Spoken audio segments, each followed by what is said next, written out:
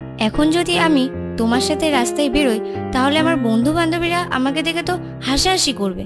না না, আমি এটা মেনে নিতে পারবো না। দেখো দেখো, সব ঠিক হয়ে যাবে। তোমাকে নিয়ে যে অনেক স্বপ্ন দেখেছি, তোমাকে আমার মনের বন্ধনে আবদ্ধ করে রেখেছি।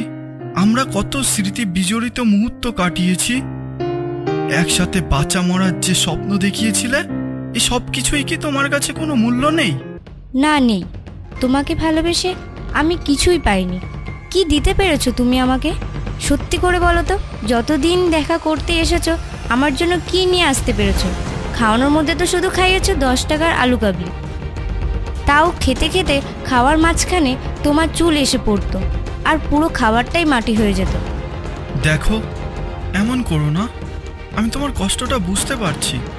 যদি আমার কষ্টটা সত্যিই বুঝতে পারতে তাহলে নিজেই ঠিক হতে, না হলে অনেকদিন আগে আমাকেই ছেড়ে দিতে। এইভাবে আমার জীবনটা নষ্ট করতে পারতে না। জয়া, এসব কি বলছো তুমি?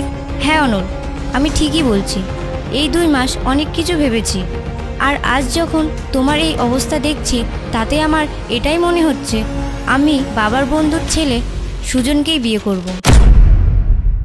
ও একজন সিভিল ইঞ্জিনিয়ার, ওর অনেক টাকা, আর হ্যাঁ, ওর তোমার মতো মাথায় এত চুলও ওঠে না।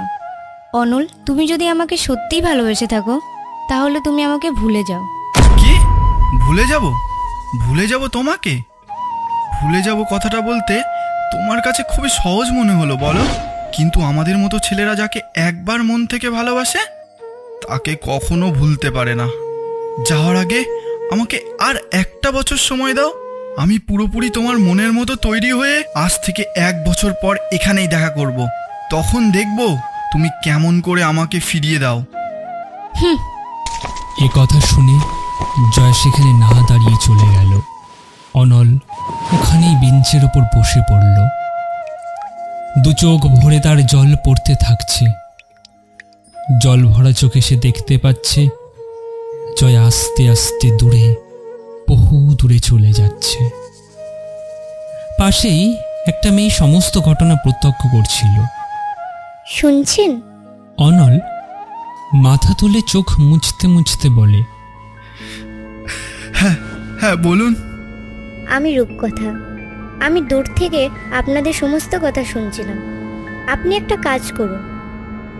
রূপকথা তার ব্যাগ থেকে একটি কার্ড তার হাতে দিয়ে বলে, আপনি এই ঠিকানায় চলে যান। ওখানে ধীরেন শাস্ত্রী নামক এক সাধক আছে। আশা করছি ওখানে গেলে আপনার সমস্ত সমস্যার সমাধান হয়ে যাবে। অনল সেই মেয়েটার কথা অনুযায়ী সে কার্ডটা হাতে নেয়।